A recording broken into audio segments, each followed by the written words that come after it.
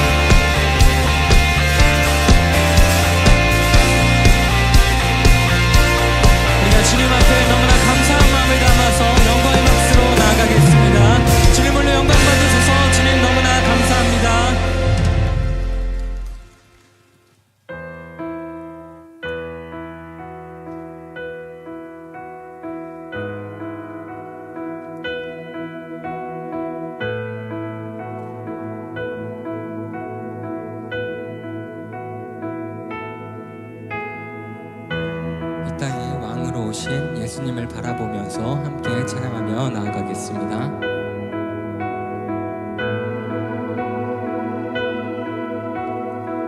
당신은 영광의 왕, 당신은 영광의 왕, 당신은 평강의 왕, 당신은 하늘과 땅의 주, 당신은 정의의 아들, 천사가 무릎 꿇고 예배하고 찬송하네. 영원한 생명 말씀, 당신은 예수 그리스도 주. 호산나 다윗의 자손께, 호산나 불러 왕 중의 왕, 높은 하늘에 영광을 예수 주 메시아네.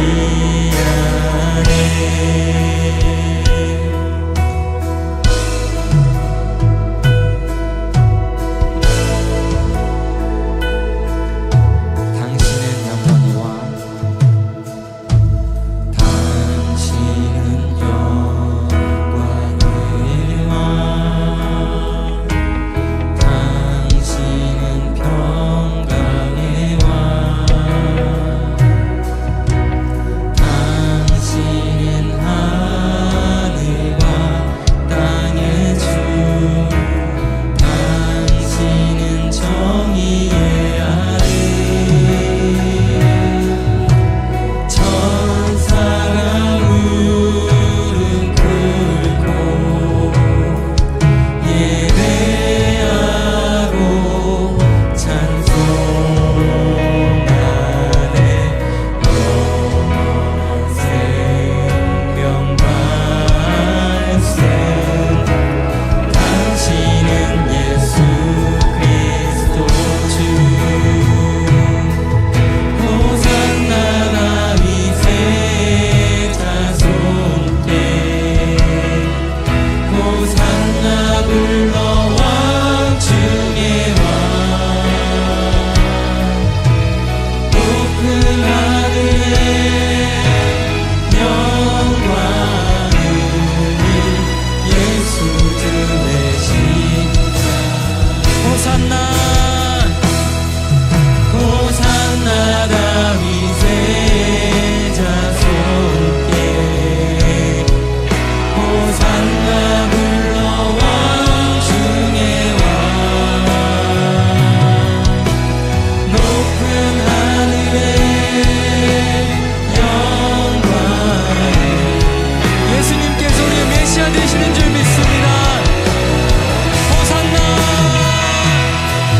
호산나 다윗의 자손께, 호산나 불러 왕 중의 왕, 높은 하늘에 영광을. 우리가 예수님만을 바라보겠습니다. 호산나, 호산나 다윗의 자손께, 호산나 불러 왕 중의 왕, 높은 하늘에 영광을 예수 메시아네.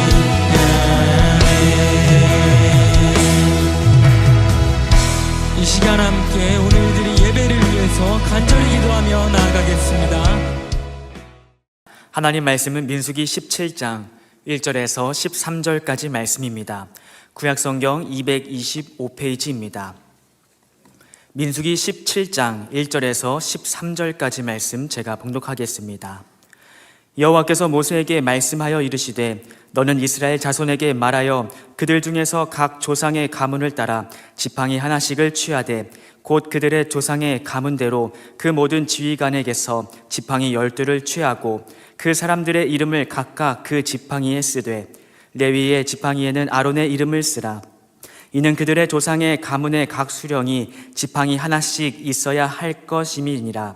그 지팡이를 회막 안에서 내가 너희와 만나는 곳인 증거계 앞에 두라.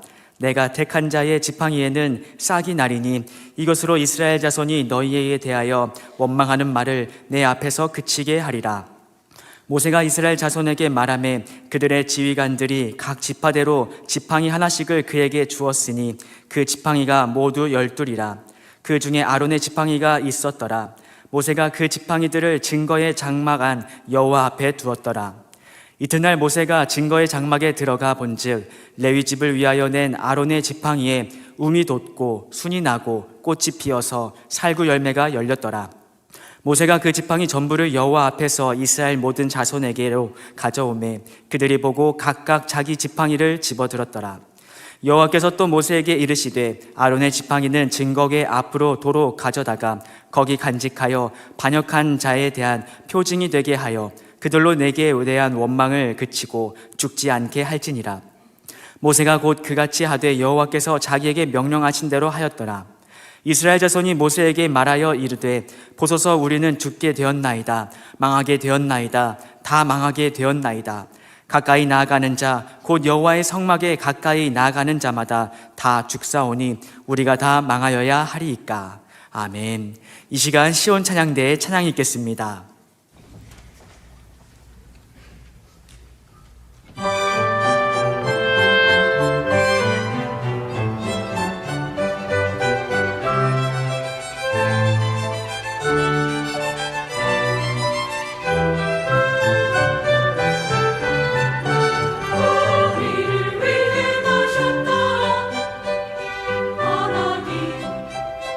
우리를 위해 하나님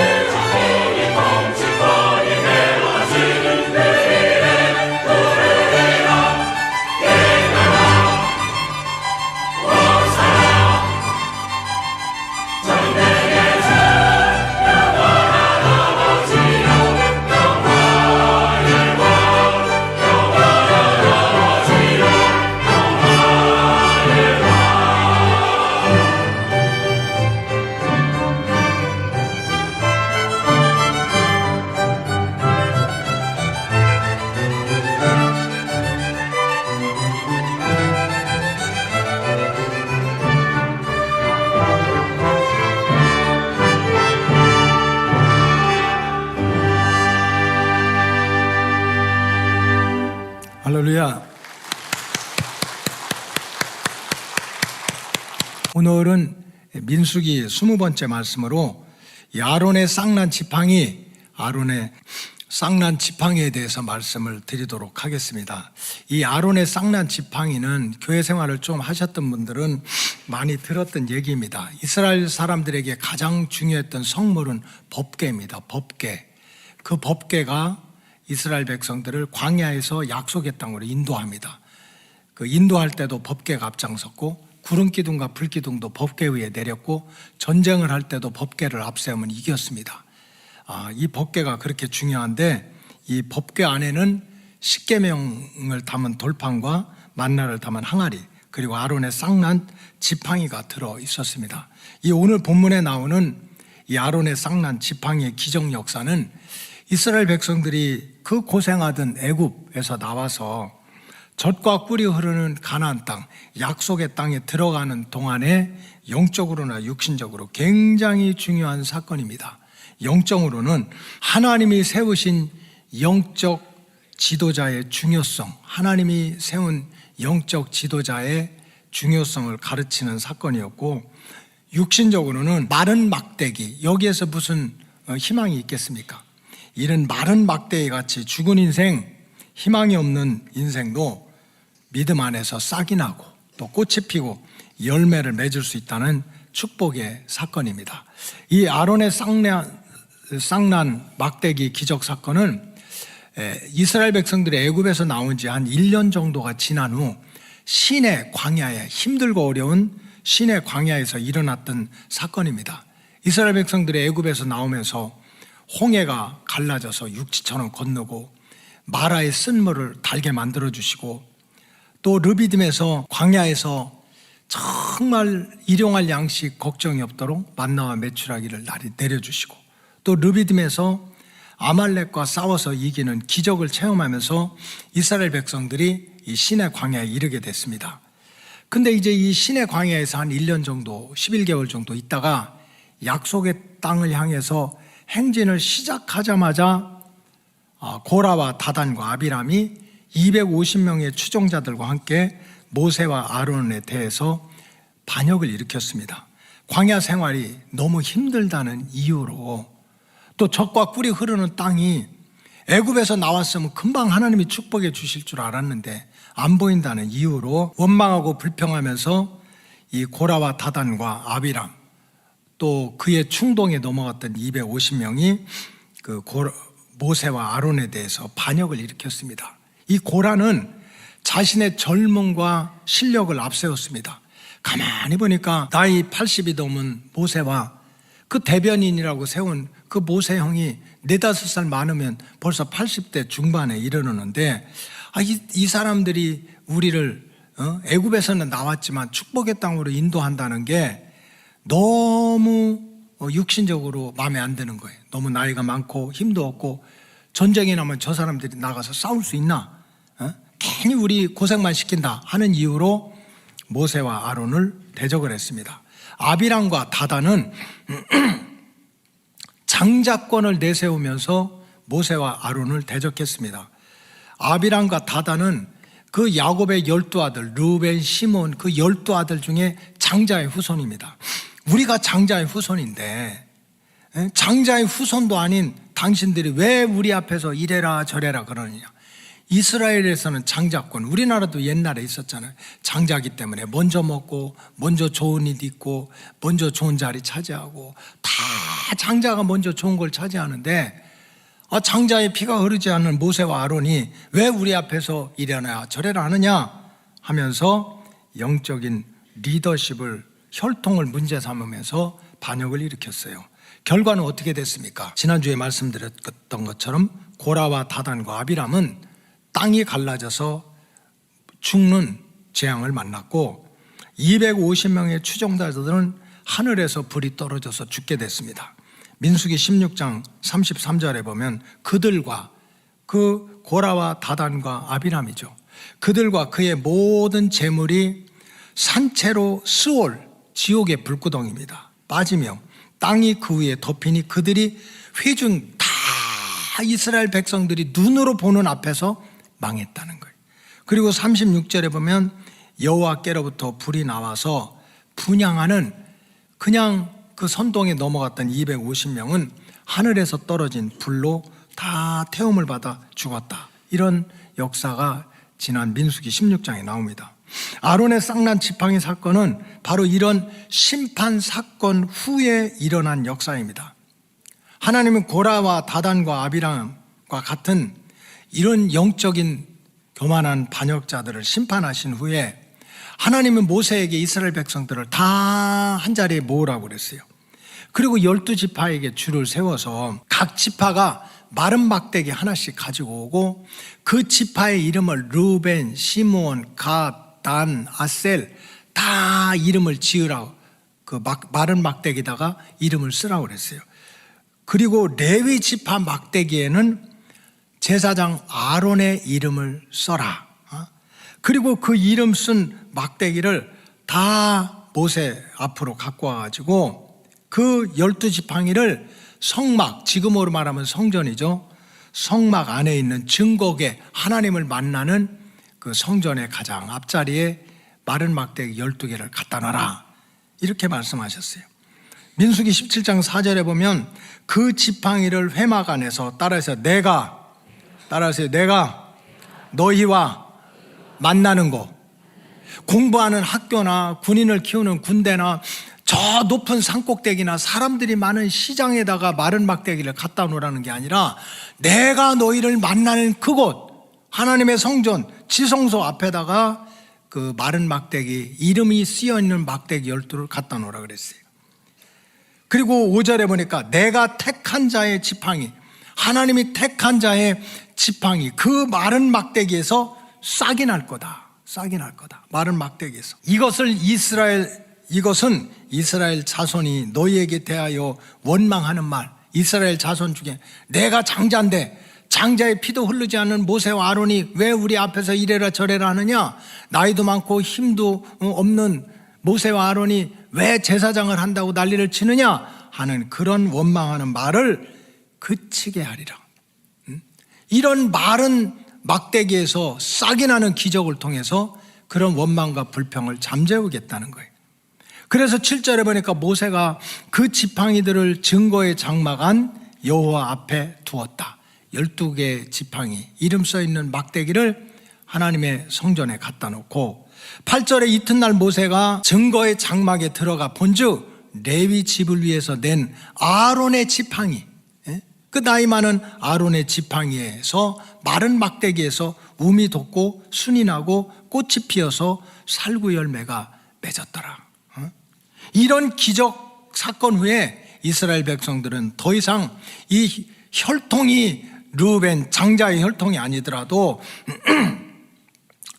모세의 통치권, 장자의 혈통을 갖지 않았지만 이스라엘을 통치하고 있는 모세의 통치권과 아론의 제사정권에 대해서 더 이상 도전을 하지 못했고, 이 아론의 쌍난 지팡이는 십계명을 담은 돌판과 만나를 담은 항아리와 함께 하나님의 법궤 안에, 성전 안에 잘 간직해서 대대로 보존하게 되었습니다. 이것이 아론의 쌍난 지팡이에 대한 역사적인 배경입니다. 그렇다면 민수기 17장에 나오는 아론의 쌍난 지팡이가 오늘을 사는 우리들에게 어떤 영적인 진리를 가르쳐 줍니까?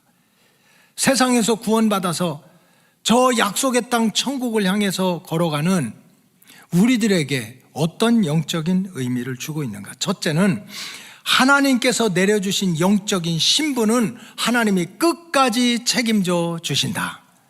저와 여러분들이 예수 이름으로 구원 받은 다음에 저와 여러분들은 똑같이 하나님 앞에 세상에서 우리가 주민등록증이 있는 것처럼 영적인 신분을 받게 됩니다. 눈에 보이지 않아도 하나님의 자녀가 되는 신분, 천국 백성이 되는 신분, 또 교회 안에서 크고 작은 일을 봉사하는, 어떤 사람은 손으로, 어떤 사람은 눈으로, 어떤 사람은 발로, 그러한 사명자의 신분을 받게 됩니다. 근데 이렇게 하나님께로부터 받은 영적 신분은 하나님께서 끝까지 지켜주신다는 거예요. 광야 생활을 시작하면서 모세의 형 아론은 고라의 일당과 그의 추종자들로부터 크게 공격을 받기 시작했습니다. 아론, 당신은 나이가 너무 많다. 너무 늙어서 전쟁에 나면 어떻게 싸우겠느냐. 아론, 당신이 우리를 위해서 한 일이 뭐냐. 어느 날 갑자기 나타나서 모세가 내가 이끌겠다. 모세가 말을 잘못하니까 말은 내가 대신하겠다. 그렇게 대변자로 나왔는데 당신들이 우리를 위해서 밥을 줬냐 떡을 줬냐 한 것이 하나도 없다. 우리 중에 아론, 당신보다 더 힘이 있고 똑똑한 사람들이 많이 있으니까 그만 제사장직에서 내려오라고 흔들기 시작했어요. 틀린 말이 하나도 없어요. 나이도 80대 중반이 넘고 공로도 없고 틀린 말이 하나도 없어. 그런데 하나님께서는 오히려 12지파에게 마른 막대기를 가져라고 하고 그 마른 막대기 위에 자신들의 이름을 써서 성막 안에 성전 앞에 갖다 놓어라. 그래서 성전 안에서 마른 막대기에서 싹이 난 그 막대기에 적힌 이름이 바로 내가 택한 사람이다. 이런 말씀을 하셨습니다. 정말 하룻밤이 지나면서 깜깜하게 사람들은 몰랐지만 하나님의 성전 안에 있던 마른 막대기 중에 아론의 이름이 쓰여져 있던 막대기에서 싹이 나고 꽃이 피고 열매를 맺는 기적이 일어났습니다. 하나님은 이 마른 막대기에서 싹이 나는 기적을 행하시면서까지 모든 백성들 앞에서 아론은 내가 택한 아들이다, 아론은 내가 택한 사람이다라는 사실을 증거해 주셨고, 또한 아론에게는 제사장의 사명을 끝까지 감당할 수 있는 권위와 능력을 덧입혀 주시게 되었습니다. 이것이 아론의 쌍난 막대기가 보여주는 영적 진리의 말씀입니다. 그렇다면 하나님께서는 왜 젊고 똑똑하고 잘나가는 수많은 젊은이들, 능력 있는 사람들이 많은데 왜 하필이면 그 아론을 택해서 왜 제사장 직분을 끝까지 지켜주시고 보호해 주셨습니까? 아론이 정말 공로가 많습니까? 그렇지 않습니다. 아론이 했던 일은 그냥 모세 옆에서 모세가 말 더듬을 때 한두 마디 도와줬던 게 전부예요. 출애굽기 나온 대로 그러면 아론은 진짜 말을 잘했습니까? 그 200만 중에 아론보다 말을 더 잘하는 사람이 얼마나 많겠습니까? 그리고 제가 목회를 하고 많은 사람을 만나보니까는요, 말 잘하는 것도 큰 무기가 아니에요. 말을 너무 잘해가지고요, 더 상처 주고, 말을 너무 잘해가지고 더 약 올리고, 말을 너무 잘해가지고 더 죄를 짓는 사람들도 수없이 많더라고. 말 잘해서 하나님이 아론을 제사장으로 시킨 것이 아닙니다. 그렇다면 아론은 예전에 85년은 그냥 내 인생 내 마음대로 살았지만 하나님께 택함 받은 이후에는 정말 좌로나 우로나 치우치지 않고 정직하게 흠도 티도 없이 깨끗하게 살았기 때문에 하나님이 아론을 끝까지 지켜주고 그 영적 신분을 지켜줬습니까? 그렇지 않아요. 출애굽기 32장에 보니까 정말 기가 막힌 일이 나오더라고요.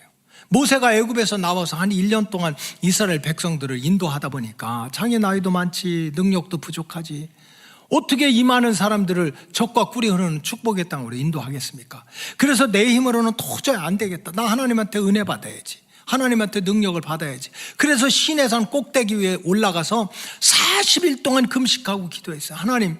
하나님이 시켜서 내가 이스라엘 백성들을 이 광야에서 인도하는데 저렇게 다만 있으면 원망하고 불평하는 저 백성들을 내가 어떡합니까? 나한테 지혜를 주세요. 나한테 말씀을 주세요. 40일 동안 금식하며 기도하면서 십계명을 받고 절기에 대한 규례를 받고 그 다음에 안식일법을 받고 그냥 또 성막에 대한 그런 말씀을 다 지금 금식하고 기도하면서 애굽에서 나온 백성들을 이 말씀대로 이렇게 이끌어가라 하는 것을 산꼭대기에서 받고 있었어요.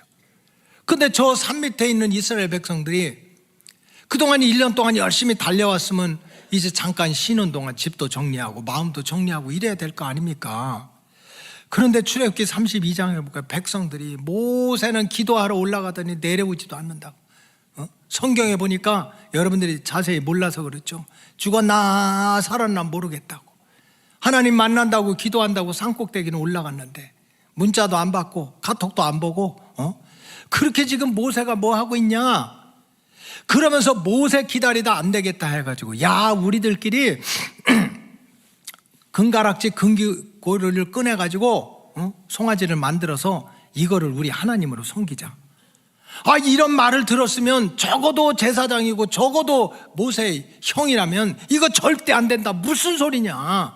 하나님이 우리를 홍해를 갈라서 구원해줬고 만나와 메추라기를 먹여주신 분이 하나님인데 어떻게 금송아지 만들어 놓고 섬기려고 하느냐. 목숨을 걸고 가로막아야 될 거 아닙니까? 근데 출애굽기 32장에 보니까 백성들하고 똑같이 행동하는 거예요. 말리지도 않고 책망하지도 않고 백성들과 함께 금 귀고리를 모아가지고 금송아지를 만들고 금송아지 앞에서 백성들과 함께 춤을 추고 백성들과 함께 경배하면서 금송아지가 우리를 구원해 주셨다는 죄 중에 가장 큰 불경죄와 우상숭배죄를 아론이 짓고 있었어요. 그러니까 아론의 살아왔던 흔적이나 지금 사는 모습을 보면 죽어도 100번 죽을 죄를 지금 짓고 있는 거예요. 근데도 하나님은 아론을 버리지 않아요. 하나님이 아론의 제사장직을 뺏어가지 않아. 그리고 하나님은 도리어 아론의 이름이 적힌 마른 막대기에서 모든 사람이 볼 수 있도록 싹이 나고 꽃이 피고 열매를 맺게 하는 기적을 행하면서까지 아론의 제사장의 영적인 신분을 지켜주려고 하나님이 노력을 하고 있습니다. 왜 그럴까요? 왜? 도대체 하나님이 아론한테 무슨 빚을 그렇게 줬다고 아론을 그렇게 지켜주려고 합니까? 그것은 다른 이유가 없습니다. 그것은 아론을 이 땅에 낳으신 분도 하나님이고 택하신 분도 하나님이고 사명을 맡겨준 것도 무슨 아론이 내가 하고 싶다고 그랬어요? 억지로라도 그 사명을 맡겨주신 분이 하나님이기 때문에 내가 낳고 내가 시키고 내가 택했기 때문에 내가 책임져야지. 누가 책임을 지겠느냐. 이런 마음으로 하나님께서 아론을 지켜주셨던 거예요. 하나님께서 낳으시고 택하시고 사명을 맡겨주셨기 때문에 하나님께서 끝까지 책임을 지시려고 했던 거예요. 오늘 저녁에 여러분들이 꼭 나오셔가지고 다음 주부터 이 강단에 서실 18살의 목사님을 만나시기 바랍니다. 그 이름이 김재원입니다. 김재원이 누군가 하면 저 성가대에 앉아있는 김일석 권사님의 셋째 아들이에요. 고등학생인데 김일석 권사님 어디 갔어? 공연만 하고 나가셨네? 네? 복을 털어라. 이런 목사님 말을 안 듣고 8시 예배 다 드렸지. 강은지 집사님하고 막내 아들이 고등학교 1학년인가 2학년인데 이제 그 연극을 하는데 할아버지 역할을 하는데 목소리가 완전 할아버지야. 여러분들 저녁에 이거는 그냥 할아버지 그 자체야. 너무 이러는데 그 목소리에 제가 쫄았어요. 진짜 할아버지 목소리야. 그래서 제가 그랬습니다. 다음 주부터 네가 목사해라 그랬어요. 저 목소리가 안 좋잖아요. 그래서 우리 김일석 권사님, 강은지 집사님 아들이 셋이거든요. 큰아들 재우, 둘째가 재윤이, 셋째가 재원인데 이 권사님 집사님은 그저 기도할 때도 그렇고 목사님을 만날 때도 그렇고 입만 열면 그저 우리 아들 잘 되게 해달라고, 재원이 잘 되고 재윤이 잘 되고 재우 잘 되게 해달라고 맨날 쥐새끼들만 잘 되게 해달라고 그래요. 그렇게 믿음 좋은 한성일 장로님이, 우리 한 장로님이 얼마나 믿음이 좋아요. 내가 지금까지 김일석 권사님 세 아들 잘 되게 해달라고 목사님 기도해 주세요. 못 들었어요. 그렇게 믿음 좋은. 도대체 왜 그럽니까? 왜 김일석 권사나 강은지 집사나 입만 열면 우리 재우, 우리 재윤이, 우리 재원이 그저 축복해주고 잘 지켜주고 건강하게 해달라고 왜 그럽니까? 이유는 하나잖아요. 자기들이 낳잖아. 내가 낳은 새끼니까. 그러니까 내가 책임지고 내가 지켜주고 누가 뭐라고 해도 곁길로 가면 바로 가게 하고 넘어지면 일으키고 하는 걸 누가 해요? 내가 낳고 내가 기른 내 새끼인데. 지금 하나님이 아론을 지켜주신 이유는 아론이 뭐 잘나고 똑똑해서 그런 게 아니에요. 하나님이 낳으시고 하나님이 택하고 하나님이 사명을 맡긴 거야. 당신이 시킨 일이기 때문에 당신이 책임을 지는 거예요. 저와 여러분들은요, 하나님 앞과 사람들 앞에서 사실 얼마나 부족한 게 많습니까? 알고 지은 죄 모르고 지은 죄도 많고요, 겸손한 척하지만 온갖 교만은 다 떨고, 사랑합니다 하면서 속으로는 죽었으면 좋겠다 할 때도 있고요. 정말 우리가 하나님 앞에 설 수 없는 허물 많은, 부족함이 많은 죄인들입니다. 그럼에도 불구하고 누가 말하고 해도 성경적으로 말하면 저와 여러분들은 하나님께 택함 받은 영적인 신분을 가지고 있는 사람들입니다. 여러분들은 하나님의 영광을 위해서 창조된 백성들이고, 하나님의 아들, 딸로 택함 받은 자녀들이고, 나를 위해서 죽기까지 사랑했던 그 예수님의 신부로, 예수님의 제자로 택함 받은 하나님의 자녀들입니다. 하나님의 나라를 세워가는, 주님 다시 오실 때까지 하나님의 나라를 세워가를 하나님의 군대로 택함 받은 영적인 신분을 가지고 있는 사람입니다.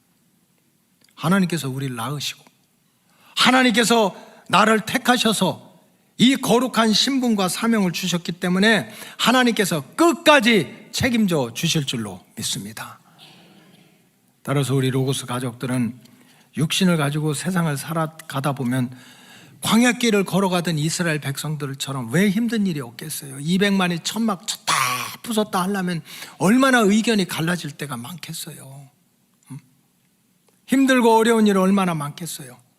그럼에도 불구하고 항상 영적인 신분, 나는 하나님이 낳은 자녀다, 나는 하나님께 택함 받은 사람이다, 나는 하나님의 아들, 딸이다, 나는 주님께로부터 택함 받은 거룩한 신부요, 또 주님의 제자라는 이 영적인 신분을 절대로 잊지 마시기 바랍니다.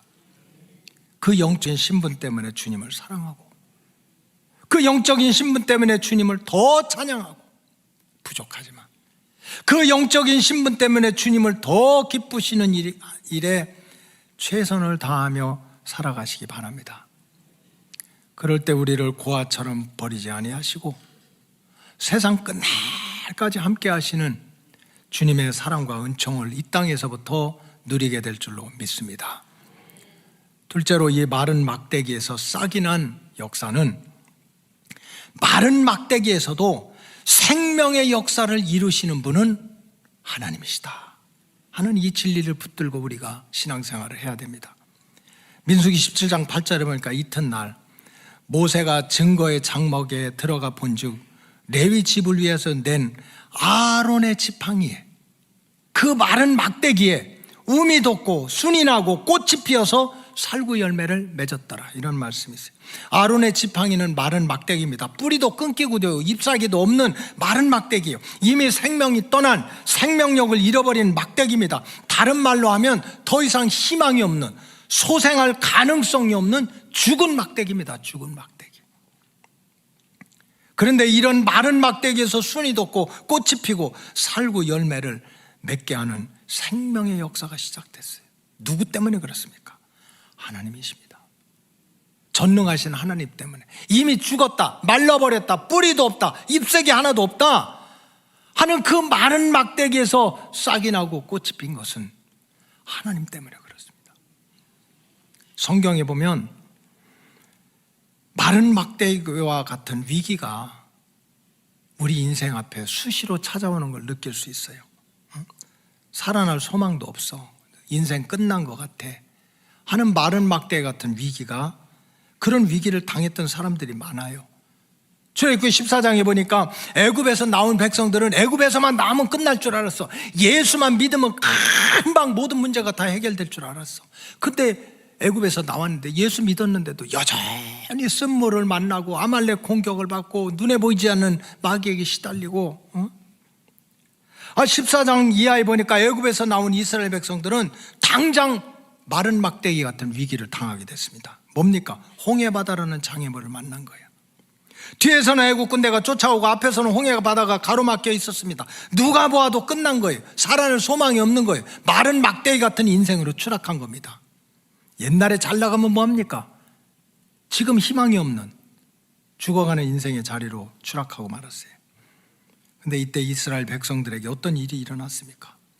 어느 순간에 보니까 홍해가 갈라지고 육지 같은 길이 대로같이 열리면서 다 죽을 줄 알았던 이스라엘 백성들이 살아나는 역사가 시작됐습니다. 마른 막대기에서 싹이 나고 꽃이 피고 열매를 맺는 것과 같은 생명의 역사가 나타난 거예요. 이 일을 누가 하셨습니까? 이 일을 누가 계획을 했습니까? 하나님이 하셨습니다. 우리는 몰라도 하나님이 하신 거예요. 열왕기하 20장 1절에서 11절에 보니까 유다 왕 히스기야가 죽을 병에 걸렸습니다. 마른 막대기의 위기가 찾아온 거예요. 왕이면 뭐합니까? 왕복 입으면 뭐합니까? 큰소리 치면 뭐합니까? 내일 모레 죽어가는 인생인데 마른 막대기 같은 인생이 된 거예요. 이렇게 마른 막대기처럼 무너지던 히스기야 왕이 하나님의 성전에 들어가서 부르짖고 울면서 기도했더니 마른 막대기에서 싹이 나고 꽃이 피고 열매가 맺는 생명의 역사를 하나님이 하셨습니다. 하나님이 하시는 거예요. 여러분, 우리 인생들이 얼마나 비겁한 줄 압니까? 목사의 일 중에 하나는 많은 사람을 만나는 거야. 이중적인 사람도 많고요, 비겁한 사람도 너무 많아요. 우리 인생들은 누군가가 잘 나가고 성공한 사람, 유명한 사람 있으면 가능하면 그 옆에서 더 높여주고 더 살려주고 더 가까이 있으면서도 나도 좀 덕을 보려고 그래요. 그러나 마른 막대기같이 죽어가는 인생을 만나면 그렇게 하지 않아요. 저 인간 보니까 희망이 없네, 이미 죽었네, 뭐 일어날 기회가 없네, 사업은 다 말아먹었네, 뭐 걔가 천사는 할 수 있겠어? 마른 막대기 같은 인생을 만나게 되면 정말 이래서는 안 되는데 가족들끼리도 죽은 막대기에게는 멀어지기 시작합니다. 물론 사람마다 달라요. 다 똑같은 거 안 하네요.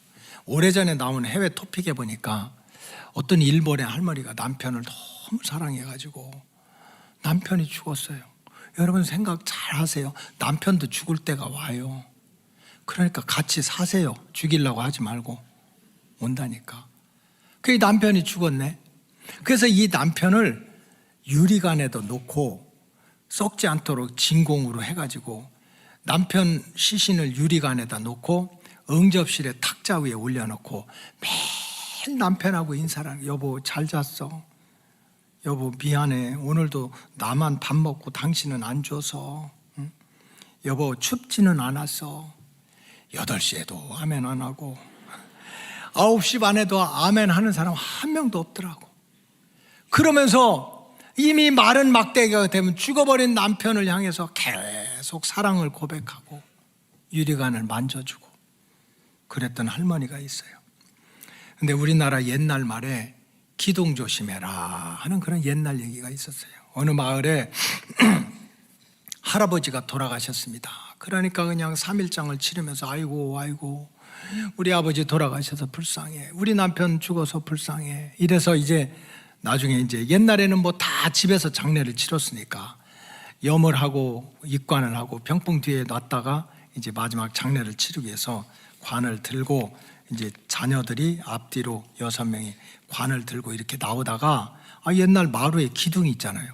그 기둥이 이 관을 기둥에 탁 부닥쳤더니 갑자기 관 속에서 오 이런 소리가 나는 거야. 이 안 돌아가신 거야, 안 돌아가신 거. 그래가지고 자녀들이 막 기뻐가지고 관을 뜯어가지고 그 죽은 줄 알았던 아버지가 살아나가지고 그 뒤로 할머니하고 행복하게 또 몇 년을 살았대요. 그리고 몇 년 후에 이 할아버지가 또 돌아가셨어. 그래서 또 3일 동안 아이고 하고 울다가 이제 또 이제 염을 하고 관을 넣고 병풍 뒤에 놨다가 이번에 자녀들이 또 관을 들고 싹 나오니까 할머니가 뒤에서 있다. 얘들아 이번 일랑 기둥 좀 조심하거라 이렇게 얘기하더라. 못 알아들으면 나 할 수 없어요 이거. 남편 없어서 못 살겠다고 울고 불고 하던 그 할머니도요, 남편 마른 막대기 되니까 빨리 치우라는 거예요. 빨리 치워라. 그러나 우리가 믿는 하나님은 다른 거예요.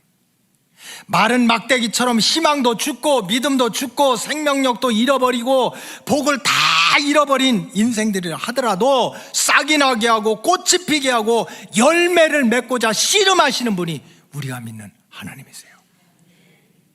살리고자 하는 게 하나님이시라고. 뭐 간증은 내가 체험한 거니까 여러분 들어도 돼요. 제가 미국에서 개척교회 할 때 정말 아무것도 모르고 미국에 갔어요. 딱 한 가정 알고 갔어요.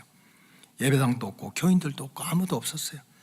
그래서 한국에서부터 알고 있던 그 교인 방 하나를 빌려가지고 있으면서 그 방에서 예배를 시작을 했어요. 그 부부와 함께 주일날 집 앞에다가 이렇게 글씨 믿음의 집이라고 써놓고. 근데 누가 옵니까? 누가 와요? 영어도 못하고 한국에서 온 지 얼마 되지도 않고. 그래서 전도하기 위해서 한국 사람을 만나기 위해서 이제 차를 타고 가서 한국 마켓에 가서 지금 인쇄도 안 하고 그냥 컴퓨터로 전도지 만들어가지고 전도지를 돌렸어요. 근데 그 분명히 학교 갈 시간인데 어떤 뭐 중고등학교 정도밖에 안 되는 애들 한 5명 정도가 이 마켓 뒤에서 한 놈은 담배 피고 왔다 갔다 하고 이 청바지 같은데 쇠줄 달고 이렇게 하고 섰더라고. 그래서 야, 쟤들 학교도 안 가고 그러니까 전도해야 되겠다. 근데 이게 아시아 사람, 일본 사람인지 중국 사람인지 구별을 못해요, 보면. 그래서 영어 하지도 못하면서 그냥 혀를 굴려가지고 딱 걔들을 만나고 Hello, are you Koreans? 니네 한국 애들이냐? 하고 물었더니 그 5명이 딱 쳐다보더니 왜 그래 아저씨? 이렇게 하더라고. 그러니까 한국 애들이야. 그 5명 중에 2명은 학교를 잘리고 이제 3명은 잘리고 있는 중이에요. 문제야. 미국에서는요, 퇴학 잘 시켜요. 말 안 듣고 그냥 학교에서 문제 일으키면 경고 몇 번 줬다 퇴학시켜요. 우리나라 같으면 난리 나지. 그 부모도 얘들을 감당 못해. 먹고 살기 힘들어가지고 속 썩이는 자녀를 감당 못해요. 버림받은 애들이고 포기한 애들이야. 마른 막대기 같은 애들이에요. 학교 생활 끝났고 인생에 희망을 갖지 못하는 그런 애들이에요. 그래서 그런 애들을 붙들고 야, 나 한국에서 온 목사님인데 너 일주일에 한 번씩 나 만나자. 그래서 만나서 돈도 없는데 햄버거도 사주고 기타 가르치고 노래도 가르치고 이러면서 이제 정말 학교는 학교대로 버리고 부모는 부모대로 대책이 없는 이 마른 막대기 같은 학생들을 모아가지고 일주일에 한 번씩 만나서 성경 공부반을 시작했는데 지금 생각하면 이름이 너무 촌티나요. 목적반이라고 그랬어요. 목적반. 이게 참. 근데 그때는 막 내가 너무 가슴이 좋은 거예요. 목적이 있어야 되잖아. 그래서 이제 목적반이라고 이름을 짓고 야, 우리 인생은 목적이 있어야 돼 해가지고 퇴학당한 그 2명에는 이제 특수학교 같은 데 보내서 고등학교 자격도 얻게 하고 나머지 다 당할동 말동 하는 애들은 정신 차리게 해가지고 학교를 가게 하고 그러면서 일주일에 한 번씩 목적반을 만들었어요. 네 목적이 뭐냐? 너 실력 있고 없고 이런 거 따지지 목적이 뭐냐? 자기는 군인이 되고 싶대요. 해군이 되고 싶대. 자기는 사업을 하고 싶대. 자기는 의사가 되고 싶대. 자기는 가수가 되고 싶대. 자기는 또 글 쓰는 사람이 되고 싶대요.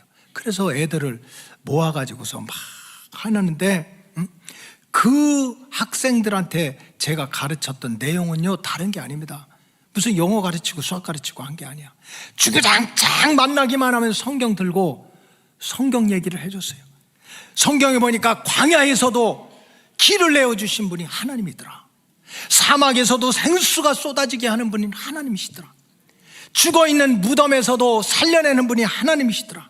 마른 막대기에도 싹이 나고 꽃이 피고 열매를 맺게 해주시는 분이 하나님이시더라.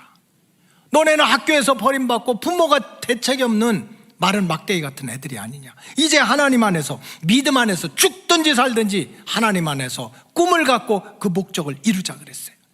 우리가 하나님을 사랑하고 하나님께 예배 열심히 드리고 기도하고 하나님 앞에 이 목적을 이루고 길을 열어달라고 한번 해보자. 어차피 니네 망한 인생이니까. 결과는 어떻게 됐습니까? 그 학생들이 전도를 하기 시작했는데 지네 비슷한 놈들만 데려오는 거예요.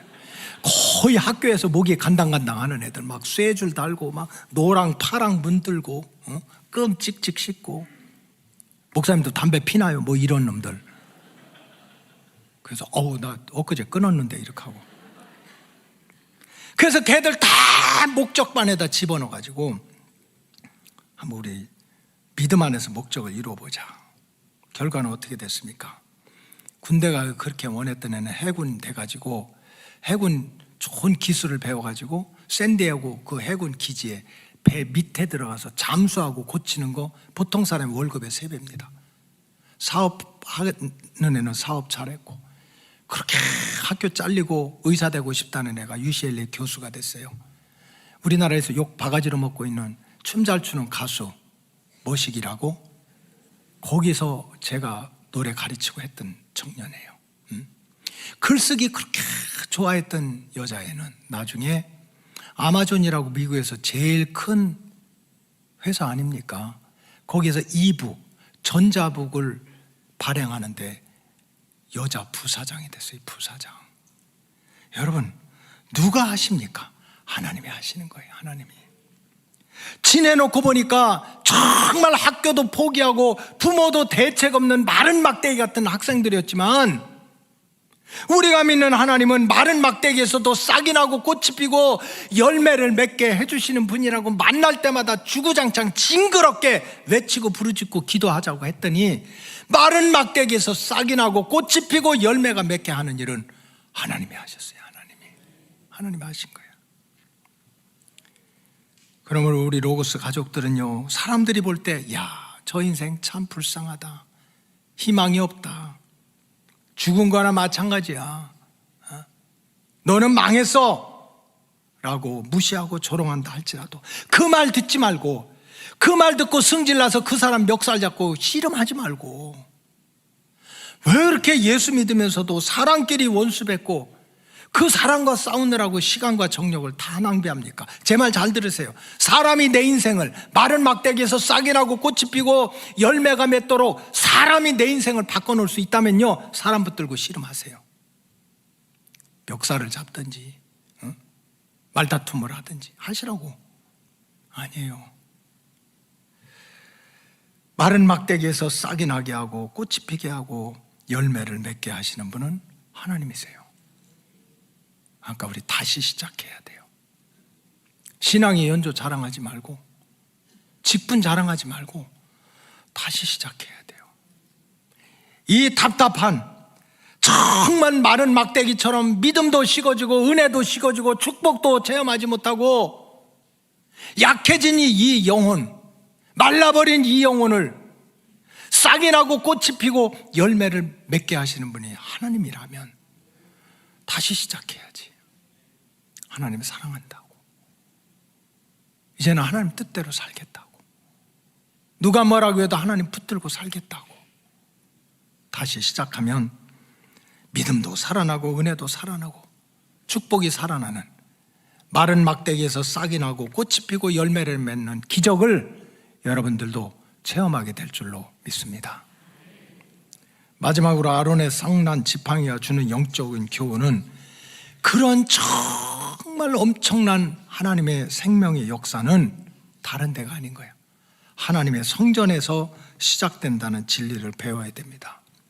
오늘 본문에 보면 하나님은 모세에게 12지팡이를 어디다 갖다 놓으라고 했습니까? 공부 가르치는 학교에다가, 운동하는 운동장에, 높은 산에다, 마른 막대기, 사람들이 모이는 시장에다가 마른 막대기를 갖다 놓으라 그러지 않았어요. 민수기 17장 4절에 보면 그 지팡이를 회막 안에서 내가 너희와 만나는 곳, 증거계 앞, 내가 너를 만나는 곳, 하나님의 성전에 마른 막대기를 갖다 놓으라는 거예요. 7절에 모세가 그 지팡이들을 증거의 장막 안 여호와 앞에 두었더라. 하나님의 성전에 두었다는 거예요. 8절에 보니까 이튿날 모세가 증거의 장막에 들어가 본즉 레위 집을 위해서 낸 아론의 지팡이, 마른 지팡이, 하나님의 성전, 하나님 면전에 갖다 놓았더니 그 하나님의 성전 안에서 마른 막대기에서 우미 돋고 순이 나고 꽃이 피고 살구 열매가 맺는 기적이 일어났다는 거예요. 여러분, 성경에서 살구나무가 영적으로 크게 두 가지 의미가 있습니다. 첫째로 살구나무 열매는 하나님의 보호하심과 지켜주심을 뜻합니다. 살구나무가 히브리어로 와웨드라는 말인데, 와웨드는 지켜준다, 보호해준다. 살구나무가 우리 집안을 둘러있다는 것은 하나님이 우리 집안을 지켜주고 보호해준다는 뜻입니다. 이스라엘 사람들은 다 알아들어요. 살구나무는 하나님의 보호하심과 지켜주심을 뜻하고, 또 하나는 풍요와 축복의 상징입니다. 제가 창세기 때 얘기했지만 야곱이 참 욕심부리고 그러다가 집안에서 쫓겨나고 외삼촌 밭다나를 사람의 집에 가서 살 때 20년 동안 얼마나 고생했습니까? 이건 아들도 아니고 사위도 아니고 종도 아니고 사랑을 받는 것도 아니고 안 받는 것도 아니고 품삯을 받는 것도 아니고 안 받는 것도 아니고 왜 거기서 먹고는 사니까 너무 억울한 거야. 그래서 야곱이 어느 날 대놓고 외삼촌한테 그랬어요. 내가 도대체 누구냐? 아들도 아니고 사위도 아니고 종도 아니고 품삯을 주는 것도 아니고 안 주는 것도 아니고 나한테도 품삯을 줘야 될 거 아니냐. 한가운데 외삼촌이 좀 미안했어요. 근데 이 외삼촌이 욕심이 많잖아. 어떡하라 그랬더니 야곱이 이렇게 얘기했습니다. 이제 하얀 양들이 새끼를 낳으면, 하얀 양이 새끼 낳으면 어떤 양이 나와요? 하얀 양이 나와요. 양은 다 하얗지. 새까만 건 염소고. 그러니까 하얀 양이 새끼를 낳으면 하얀 양은 다 외삼촌이 가지세요. 그러니까 외삼촌이 기분이 좋은 거야. 근데 혹시 그 양 중에 점이 박혀서 알록달록한 점배기가 혹시 나면 그거는 내 것으로 하자 하니까 그래 하고 만변할까 봐 금방 계약을 했어요. 왜냐하면 그런 게 잘 안 나오니까, 거의 안 나오니까. 근데 성경에 보니까 어떤 역사가 나타났습니까? 창세기 30장 37절에 보니까 야곱이 버드나무와 살구나무와 신풍나무의 푸른 가지를 꺾어다가 그 껍질을 벗겼어요. 이거 애워야 돼. 버드나무, 살구나무, 신풍나무 그거 찾아야 돼. 그 껍질을 벗겨가지고 38절에 보면 그 껍질을 벗긴 가지를 양떼들이 와서 물을 먹는 그 개천에다가 꼽아놨어요. 버드나무, 살구나무, 신풍나무 그 가지를 양들이 먹는 시냇물 그 위에다가 꽂아놨어. 그래서 양떼가 물을 먹으러 오면서 새끼를 베는 거지. 그 39절에 보니까 가지 앞에서 버드나무, 살구나무, 신풍나무 앞에서 새끼를 뱀으로 얼룩얼룩한 것과 이건 너무 재밌어요. 점이 있고 알롱타롱한 것만 나오기 시작했던 거야. 응? 결과는 야곱이 거부가 돼가지고 금이환양이 됐어요. 여러분 오늘 저녁 예배 오지 마세요. 산에 가서 버드나무, 살구나무, 신풍나무 뽑아다가 여러분들 집안에다가 그거 다 해놓으시면 아마 그냥 아롱다롱한 축복이 임할 거예요. 여러분 버드나무, 살구나무, 신풍나무 꽂아놨다고 알록달록한 양이 많이 나와서 복 받았겠어요? 하나님이 하신 거지. 축복, 풍요 이거를 주시는 분도 하나님이야. 그 뜻으로 이스라엘 백성들은 버드나무나 살구나무나 신풍나무를 자기 집 주변에 심으려고 한 거예요. 하나님이 지켜주고 하나님 축복한다. 그렇다면 오늘 본문에서 이 마른 막대기는 어디에서, 이게 운동장인지 산꼭장인지 시장인지 어디에서 이 마른 막대기에서 살구나무 꽃이 피고 열매를 맺는 기적이 일어났습니까? 학교 운동장입니까? 산꼭대기입니까? 시장입니까? 아니에요. 하나님의 성전에서, 하나님의 성전에서 이 마른 막대기에서 살구나무 꽃이 피고 열매가 맺는 기적이 일어난 거예요. 성경에 보면 모든 하나님의 구원 역사와 생명의 역사는 성전에서부터 시작됐어요. 노아 시대에 홍수가 나서 다 죽는데도 살아남는 사람이 있었는데 누군가 했더니 방주 안에 있었던 사람들이에요. 에스겔서 47장에 보니까 12절에 강 좌우에 각종 먹을 과실나무가 자라서 강 옆에서 과실나무가 자라고 그 잎이 시들지 않고 그 열매가 끓이지 않고 그저 때마다 시마다 새 열매를 맺는데, 그리고 그 열매는 먹을만하고 잎새기는 다 우리에게 약이 되는데 도대체 이 나무들이 어떻게 그렇게 열매를 맺고 때를 따라 열매를 맺고 잎새기까지 우리에게 약초가 되는가 했더니 그 물이 어디를 통해서 나와요? 성소를 통해서 나온다. 성전의 문지방에서 나온 그 물이 나무들을 열매 맺게 하고 때마다 시마다 열매 맺게 하고 잎사귀는 약초가 되도록 그렇게 만들어줬다는 거예요. 그래서 예수님은 제자들에게 천국 열쇠를 맡긴 곳, 눈에 보이지 않는 악한 마귀 사단을 물리치는 그 열쇠를 맡긴 곳이 주님이 세운 교회라는 거예요. 반석 위에 세운 교회. 그 니네가 교회를 떠나서는 안 된다는 거지. 요한계시록 11장에 보면 성전 바깥 마당에 있는 사람들은 아예 측량하지도 말라고 그랬어요. 얼마나 잘났는지, 얼마나 유명했는지, 얼마나 돈이 많은지 그까짓 거 챙겨보지도 말라고 그랬어요. 요한계시록 11장 1절. 또 내게 지팡이 같은 갈대를 주며 말하기를 일어나서 하나님의 성전과 제단과 그 안에서 못났던 잘났던 하나님의 성전에 와서 하나님 찬양하고 성전 문지방에서 흘러나오는 생수를 먹고 하나님께 부르짖어 기도하는 그 사람들이 누군지 몇 명인지 그들만 챙기라고 그랬어요. 2절은 뭡니까? 다 읽을 필요도 없어요. 성전 바깥 마당은 측량하지도 말아라. 얼마나 유명한지 얼마나 힘이 센지 헤아려 볼 필요도 없다. 왜? 하나님 구원의 대상이 아니라는 거예요. 여러분, 지금 우리가 사는 세상은 교회 문을 닫는 세상이고 많은 세대가 교회를 떠나는 시대입니다. 신학적으로 무교회주의, 탈교회주의가 유행하는 세대입니다. 이런저런 수많은 이유를 가지고 오늘은 왠지 기분이 은혜 받을 것 같지 못한 기분이라, 오늘은 왠지 부부싸움을 해서, 오늘은 왠지 돈이 더 잘 벌릴 것 같아서, 오늘은 왠지 목사님이 은혜가 안 될 것 같아서 수많은 이유를 붙여가지고 교회를 떠나거나 예배를 무시하거나 말씀을 받지 않거나 1년에 우리 미국이나 유럽이나 기독교 국가는 말할 것도 없이 교회 문을 닫는 일이 온 세상에서 유행처럼 퍼져나가고 있어요. 교회 문을 닫고 교회를 떠나고. 그러나 주님 가까이 오신 이때 우리 로고스 가족들은 성경적인 믿음을 지켜야 될 줄로 믿습니다.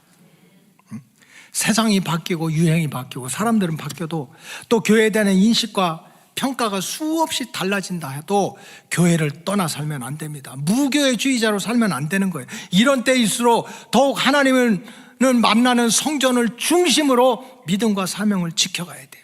성전에 와서 하나님 만나고 성전에 와서 생명수를 받아먹고 힘들고 어려울 때 성전에 와서 울고 부르짖어 기도하는 일에 최선을 다해야 돼요. 주님, 내 심령이 지금 마른 막대기예요. 희망이 없어요.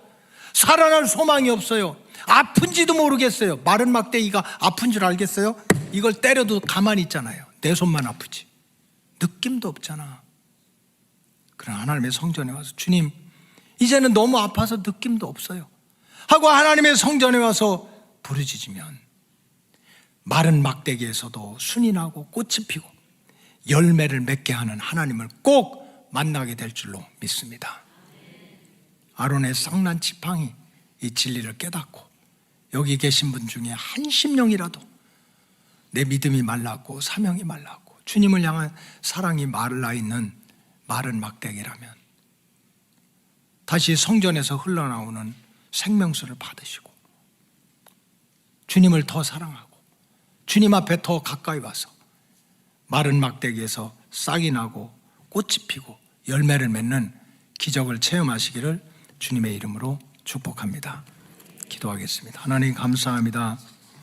아론의 쌍난 지팡이에 대한 말씀을 들었사오니 깨닫게 하시고 말씀대로 순종하다가 마른 막대기에서도 싹이 나고 꽃이 피고 열매를 맺는 기적과 은혜를 이 땅에서부터 체험하게 하여 주시옵소서. 축복하오며 예수님의 이름으로 기도하옵나이다. 아멘.